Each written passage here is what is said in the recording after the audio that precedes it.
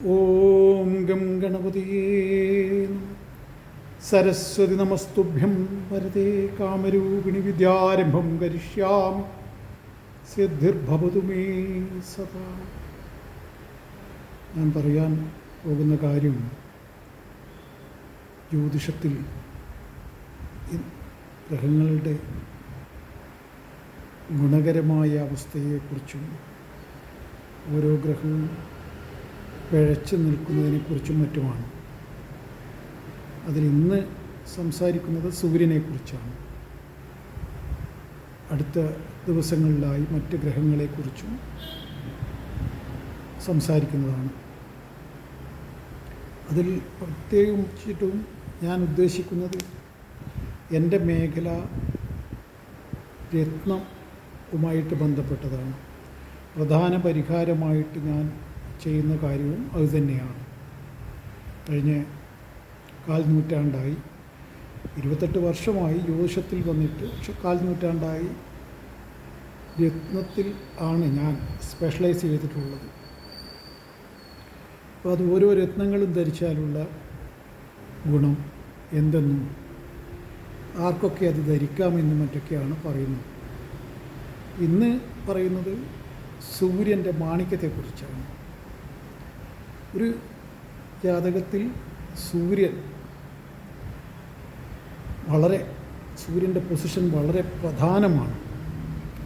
സൂര്യൻ പിഴച്ചു പോയാൽ ആ വ്യക്തിക്ക് അസ്ഥി സംബന്ധമായ അസുഖങ്ങൾ, ഹൃദയ സംബന്ധമായ അസുഖങ്ങൾ, നയനം സംബന്ധമായ രോഗങ്ങൾ, ഒപ്പം പിതാവിൽ നിന്നും അനുഭവക്കുറവ്, അല്ലെങ്കിൽ പിതാവിൻ്റെ അകാല വേർപാട്, അങ്ങനെ പലതരത്തിലുള്ള ദോഷങ്ങളും അയാൾ അനുഭവിക്കേണ്ടി വരും. അതിലുപരി മാനസികമായ ഒരു ശക്തിയില്ലാത്ത മനുഷ്യനായ അയാൾ മാറും. വളരെ ദുർബലമായ വ്യക്തിത്വമായിരിക്കും. താൻ ആരെന്നോ തൻ്റെ കഴിവെന്തെന്നോ തിരിച്ചറിയാതെ അയാൾ ഇരുട്ടിൽ തപ്പിപ്പോകും.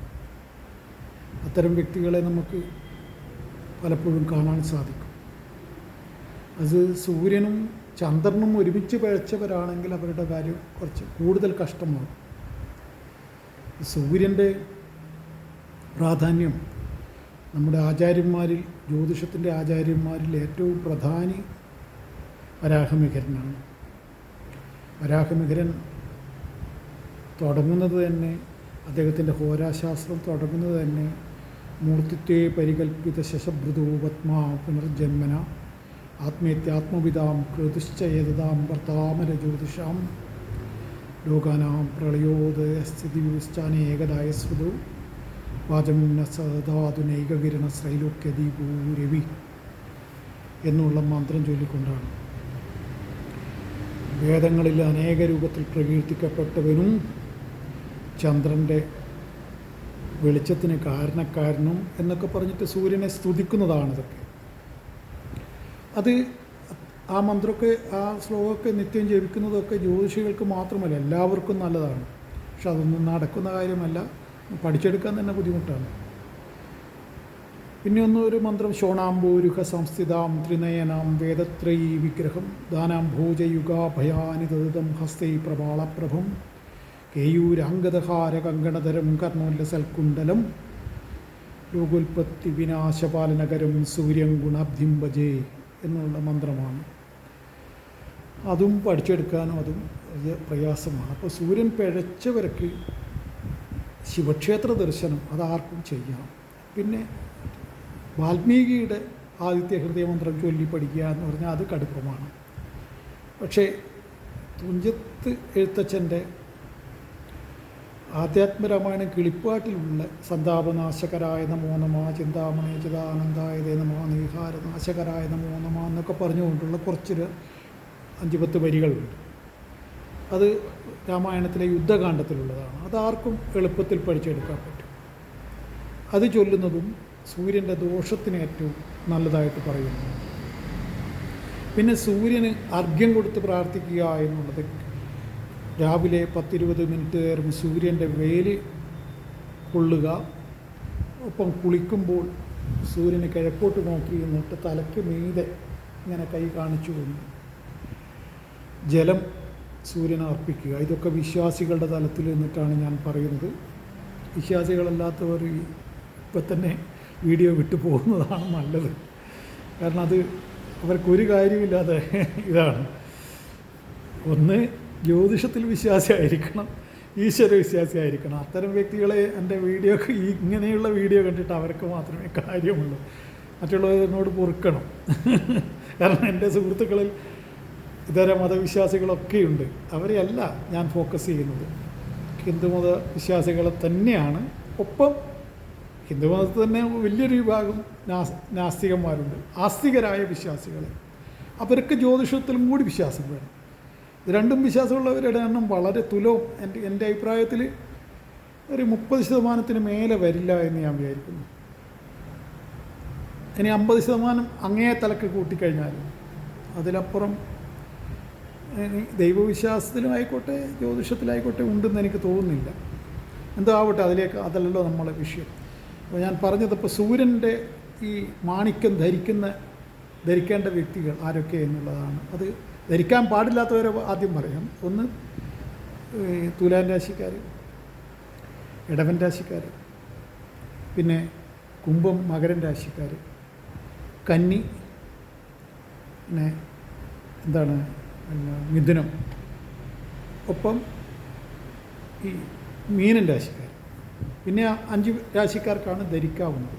അതൊന്ന് ചിങ്ങൻ രാശി, വൃശ്ചികം രാശിക്കാർ, കർക്കിടകൻ രാശിക്കാർ, ധനുരാശിക്കാർ,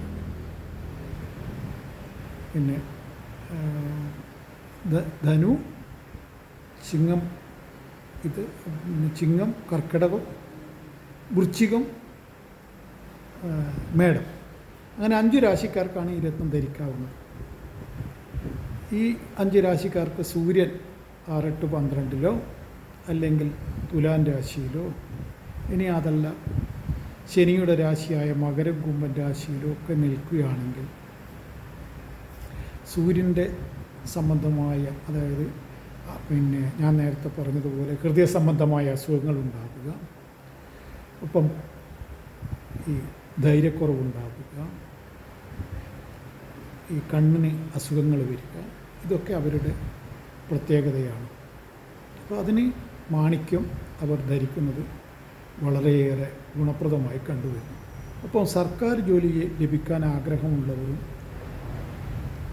ഈ സൂര്യനെ കൊണ്ടാണ് സർക്കാർ ജോലി ചിന്തിക്കുക. പ്രധാനമായും 10ാം ഭാവത്തിൽ സൂര്യൻ നിൽക്കുന്നത് സർക്കാർ ജോലി ലഭിക്കാനുള്ള സാധ്യതയെ ചൂണ്ടിക്കാണിക്കുന്നു. അത് ബലവാനായ സൂര്യനാണെങ്കിൽ അത് ഉറപ്പായിട്ടും അങ്ങനെ സംഭവിക്കുന്നതായിട്ട് തന്നെ കണ്ടുവരുന്നു. ആയിരക്കണക്കിന് ആളുകളുടെ ജാതകം പരിശോധിച്ചതിൻ്റെ ബലത്തിലാണ് ഞാനിങ്ങനെ സംസാരിക്കുന്നത്. എനിക്ക് അനുഭവത്തിൽ വന്ന കാര്യങ്ങൾ മാത്രമേ ഞാൻ സോഷ്യൽ മീഡിയയിലാവട്ടെ, എൻ്റെ TV പ്രോഗ്രാമിലാവട്ടെ, എന്നെ നേരിട്ടാവട്ടെ ഞാൻ പറയാറുള്ളൂ. കേട്ടറിവ് വെച്ചിട്ടോ അല്ലെങ്കിൽ പുസ്തകത്തിൽ വായിച്ചതുകൊണ്ട് മാത്രം സംസാരിക്കാറില്ല. കൃത്യമായി എനിക്ക് ബോധ്യപ്പെട്ട കാര്യങ്ങൾ മാത്രം പറയുക എന്നുള്ളതാണ് എൻ്റെ രീതി. എന്നെ അറിയുന്നവർക്ക് ഞാൻ ഈ പറയുന്ന സത്യമാണെന്ന് മനസ്സിലാക്കാൻ കഴിയും. ഏതാണ്ട് 1.5 ലക്ഷം ആളുകൾ നേരിട്ട് വന്ന് കണ്ട ഒരു മനുഷ്യൻ എന്നുള്ള രൂപത്തിൽ എന്നെ അറിയുന്ന ആയിരങ്ങളുണ്ട്. എന്നെ നേരിട്ട് മനസ്സിലാക്കിയ ആയിരക്കണക്കിന് ആളുകൾ കണ്ണൂർ, കോഴിക്കോട്, വയനാട് ഒക്കെ ആയിട്ട് ജീവിക്കുന്നു. അതുകൊണ്ട് അവർക്കറിയാം ഞാൻ ഏത് തരത്തിലുള്ള ജ്യോതിഷ രീതിയാണ് അവലംബിച്ചിട്ടുള്ളത് എന്ന്. അതൊന്നും പറഞ്ഞ് ഞാൻ ഈ പ്രോഗ്രാം നീട്ടുന്നില്ല. അപ്പോൾ ഇനി ഈ പറയുന്ന രാശിയിൽപ്പെട്ടവർക്ക്, ഈ 5 രാശിക്കാർക്ക് മാണിക്യം ധരിക്കാം. മാണിക്യം താമരയുടെ നിറത്തിലും ചുവപ്പ് നിറത്തിലും കുങ്കുമ നിറത്തിലും കണ്ടുവരുന്നു. ഏതാണ്ട് ഇത് ആണ് ഒരു മാണിക്യത്തിൻ്റെ അധിക മാണിക്യവും ഈ നിറത്തിലാണ് കണ്ടുവരുന്നത്. ഇത് മാണിക്യം മുഴുവൻ ഇത്തരത്തിൽ ഈ നിറം തന്നെ വേണമെന്ന് നിർബന്ധമില്ല. ചുവപ്പ് നിറത്തിലും, ഇതിപ്പോൾ ചുവന്ന നിറത്തിലുള്ള മാണിക്യമാണ്. ഈ ചുവപ്പ് കൂടുതലാണ്. ചില മാണിക്യത്തിന് കുങ്കുമ നിറമായിരിക്കും കൂടുതലായിട്ടുണ്ടാവുക. അങ്ങനെ വ്യത്യസ്തമായ കളറുകളിൽ ഉണ്ടാവും. അപ്പോൾ ഈ മാണിക്യം ധരിക്കുന്നത് ഞാൻ ഈ പറഞ്ഞ ദോഷങ്ങൾക്ക് ശമനമാണ്. മറ്റേ രൂപത്തിലുള്ള ശിവക്ഷേത്ര ദർശനവും ഞാൻ നേരത്തെ പറഞ്ഞ പോലുള്ള മന്ത്രജപവും മറ്റൊക്കെ അത് മറ്റൊരു കാര്യമാണ്. അത് ചെയ്യാൻ കഴിയുന്നവർക്ക് അത് ഏറ്റവും ഗുണം ചെയ്യും. മറിച്ച് അതൊന്നും ചെയ്യാൻ സാധ്യമല്ലാത്തവർക്ക്, ഇനി മറ്റ് മതവിഭാഗങ്ങളിൽപ്പെട്ടവർക്കും രത്നക്കല്ലുകൾക്ക് ഒരു മതവും വിലക്ക് കൽപ്പിച്ചിട്ടില്ല.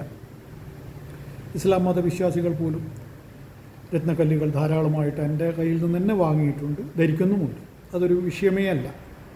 അത് വിരുദ്ധമായിട്ടുള്ള സംഗതിയായിട്ട് ഒരു മതവും പറയുന്നില്ല. അതുകൊണ്ട് തന്നെ അത്തരത്തിൽ താല്പര്യമുള്ളവർക്ക് നേരിട്ട് വന്ന് എന്നിൽ നിന്നും ഈ രത്നം വാങ്ങാവുന്നതാണ്. ഞായറാഴ്ച ദിവസമാണ് ഈ രത്നം ധരിക്കേണ്ടത്. ഞായറാഴ്ച ഉദയം കഴിഞ്ഞ് സൂര്യോദയം കഴിഞ്ഞ് 1 മണിക്കൂറിനുള്ളിൽ ധരിക്കുന്നതാണ് ഉത്തമം. അത് ശിവക്ഷേത്രത്തിൽ പൂജിച്ച് ധരിക്കുന്നത് ഗുണപ്രദമാണ്. ജ്യോതിഷം സൂര്യനെ കൊണ്ട് പല കാര്യങ്ങളും പറഞ്ഞിട്ടുണ്ട്. അതൊന്നും ഇവിടെ പറഞ്ഞ് സമയം ദീർഘിപ്പിക്കാനാവില്ല. ഞാൻ രത്നക്കല്ലുകളെക്കുറിച്ച് മാത്രമാണ് പറയാൻ ഉദ്ദേശിക്കുന്നത്. അതിനോടൊപ്പം മറ്റ് കാര്യങ്ങൾ, ചില കാര്യങ്ങൾ, ആ ഗ്രഹത്തിനോട് ബന്ധപ്പെട്ട ചില കാര്യങ്ങൾ പറഞ്ഞു എന്ന് മാത്രമേ ഉള്ളൂ. ഇനി ഈ പറഞ്ഞതുപോലെ മറ്റ് ഗ്രഹങ്ങളെക്കുറിച്ചും തുടർച്ചയായിട്ട് പറയുന്നതാണ്. അത് നിങ്ങൾ സ്ഥിരമായിട്ട് കേട്ട് കഴിഞ്ഞാൽ അത് നിങ്ങൾക്ക് ഗുണപ്രദമായിരിക്കും. ഇതിൽ ഞാൻ വീണ്ടും പറയുന്നു, താല്പര്യമുള്ളവർ മാത്രം അടുത്ത പരിപാടിയൊക്കെ കണ്ടാൽ മതി. വെറുതെ സമയം കളയേണ്ടതില്ല. മറ്റുള്ളവർ ജ്യോതിഷത്തിലും, ഞാൻ ഒന്നുകൂടി പറയുന്നു, ജ്യോതിഷത്തിലും ദൈവത്തിലും വിശ്വാസമുള്ളവർക്ക് ഈ പരിപാടി ഗുണം ചെയ്യുമെന്ന് മാത്രം പറയുന്നു. എന്നെ കേട്ട നിങ്ങൾക്ക് നന്ദി. നമസ്കാരം.